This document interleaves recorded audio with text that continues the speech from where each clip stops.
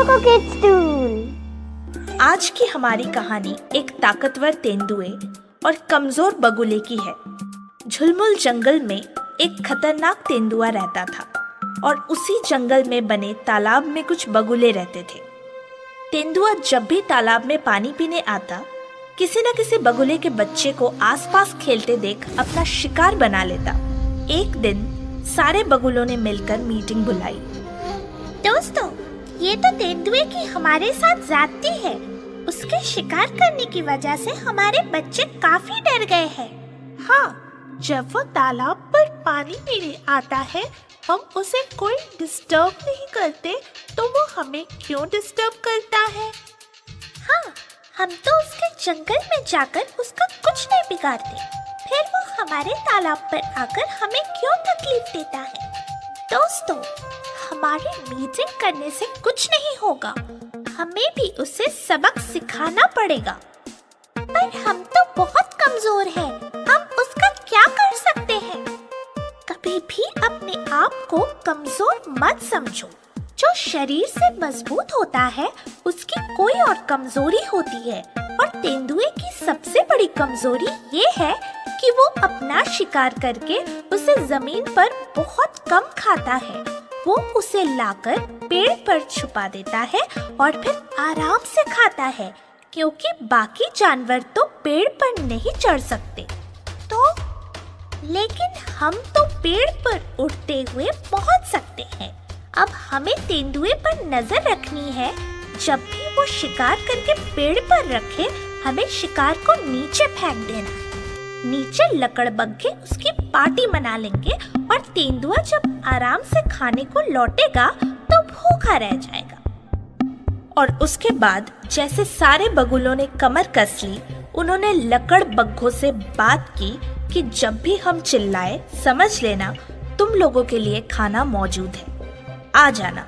फिर क्या था, जब भी तेंदुआ मोटा शिकार करके लाकर पेड़ पर छिपाता, उसके जाते ही बगुले मिलकर चिल्लाते। ताक में बैठे सारे लकड़बग्घे आ जाते और बगुले पेड़ पर से तेंदुए का शिकार गिरा देते। लकड़बग्घों की बैठे बिठाए पार्टी हो जाती। तेंदुआ जब वापस लौटता और अपना शिकार गायब पाता, तो टेंशन में आ जाता। अरे, मेरा रखा हुआ शिकार नीचे कैसे गिर गया? लगता है मैंने सही से नहीं रखा होगा। अब की बार और ऊपर ठीक से रखूंगा। और दूसरे दिन तेंदुआ फिर शिकार करके लाया। इस बार उसने अपना शिकार बहुत ही ऊंचाई पर पेड़ पर रखा, पर उसके जाते ही सेम बगुले चिल्लाए, लकड़बग्घे आए, बगुलों ने शिकार गिराया और लकड़बग्घों की पार्टी हो गई। तेंदुआ जब वापस आया तो अपना शिकार गायब पाकर और भी टेंशन में आ गया। अरे, मेरा शिकार इतनी हिफाजत से रखा था, फिर भी कैसे गिर गया? ओफो, 4 दिनों से कुछ खाया नहीं है। लगता है आज भी तालाब से सिर्फ पानी पीकर ही रात गुजारनी पड़ेगी। और वो धीरे धीरे भूखा प्यासा निढाल सा तालाब किनारे पहुंचता है। आज तो बगुला या बगुले का बच्चा भी नजर नहीं आ रहा। अरे, भूख से पेट में मरोड़ उठ रही है। अब पता चलेगा बच्चों को हमसे पंगा लेने का नतीजा। हाँ, 4 दिनों में ही सारी ताकत निचुड़ जाएगी। और सचमुच ये सिलसिला जब 4-6 बार और चला, तो तेंदुए में इतनी भी ताकत नहीं बची कि वो 4 कदम भी चल सके। शिकार करना तो दूर की बात थी, वो अपने शिकार को खाते हुए लकड़बग्घे को देख देख कर सोच रहा था। कहीं लकड़बग्घे को भी पेड़ पर चढ़ना नहीं आ गया? अगर नहीं, तो मेरा शिकार उन तक पहुंचता कैसे है?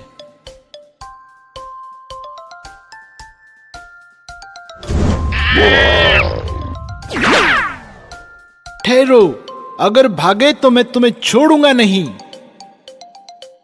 मैं तुम्हें कुछ नहीं कहूंगा अगर तुम मुझे ये बता दो, मेरे शिकार पर तुम और तुम्हारी फैमिली कैसे कब्जा कर लेते हो। आप जब भी शिकार छुपाकर जाते हो, बगुले आकर उसे गिरा देते हैं। सुनते ही तेंदुए को गुस्सा आ गया और उसने तालाब पर जाकर खूब दहाड़ मचाई, बगुलों को चेतावनी दी। ए बगुलों, तुम लोग मेरा शिकार पेड़ पर से गिरा देते हो। अगर आइंदा से गिराया तो मुझसे बुरा कोई नहीं होगा। हिम्मत है तो सामने आओ। मगर उसकी धमकी का किसी भी बगुले पर कोई असर नहीं होता है। उनका तेंदुआ का शिकार गिराना वैसे ही चालू रहता है। आखिर 15 दिन गुजर जाने के बाद जब तेंदुआ एकदम भूखा मरने की हालत में पहुंच गया तो उसने शेर राजा के दरबार में शिकायत लगाई। शेर राजा ने बगुले को भी बुलावा भेजा। महाराज, मैं जब भी शिकार करके लाकर पेड़ पर रखता हूँ, ये बगुले आकर मेरा शिकार नीचे गिरा देते हैं। सारे लकड़ भग्गे उसकी पार्टी मनाते हैं और मैं भूखा रह जाता हूँ। पिछले 15 दिनों से मैं पानी पीकर भूखा ही दिन गुजार रहा हूँ।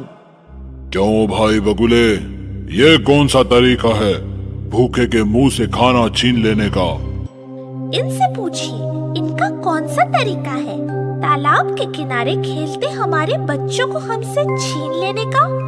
मैं समझा नहीं।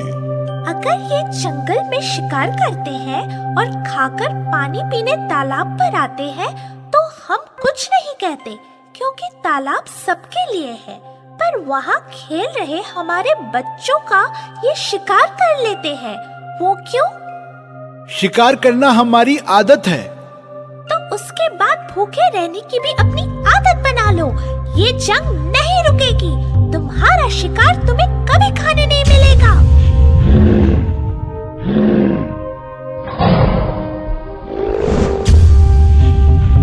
यह क्या तरीका है मिस्टर तेंदुआ, महाराज के दरबार में वार?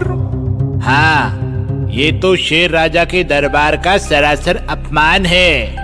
क्षमा करें महाराज।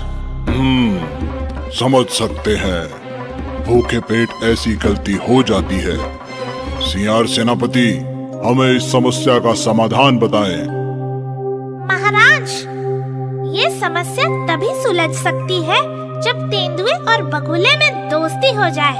वरना तेंदुआ भले ही ताकतवर है, पर बगुलों से ये कभी जीत नहीं सकते। एक ही झपट्टे में इसे ठिकाने लगा सकता हूँ। उसके बाद क्या? बाकी बगुले फिर तो तुम्हें कभी भी अपना शिकार खाने नहीं देंगे। देखो तेंदुए, समझदारी इसी में है कि तुम बगुलों से दोस्ती कर लो।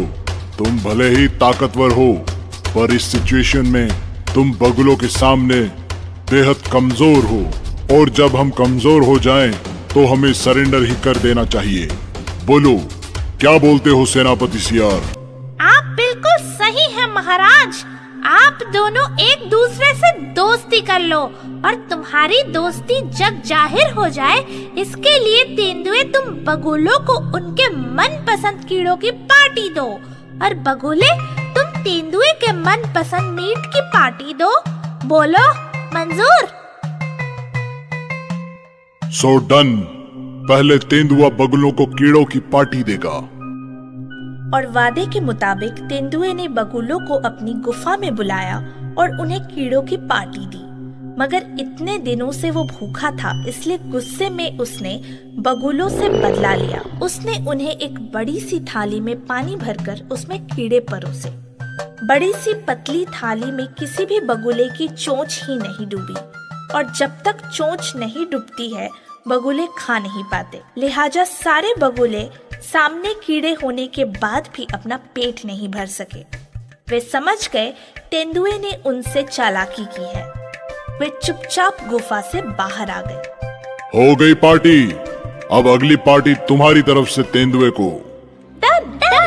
आज शाम ही हम इन्हें पार्टी देंगे। और उसी दिन शाम को बगुलों ने तेंदुए को पार्टी दी। इतने दिनों से भूखा तेंदुआ ललचाई भरी इच्छा से उनके यहाँ पार्टी मनाने पहुंचा तो ठगा सा रह गया।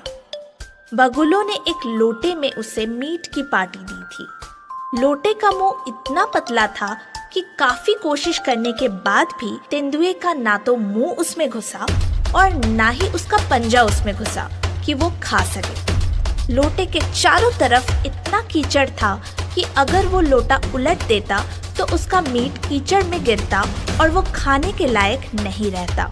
ये देखते ही भूख और गुस्से से वो दहाड़ा।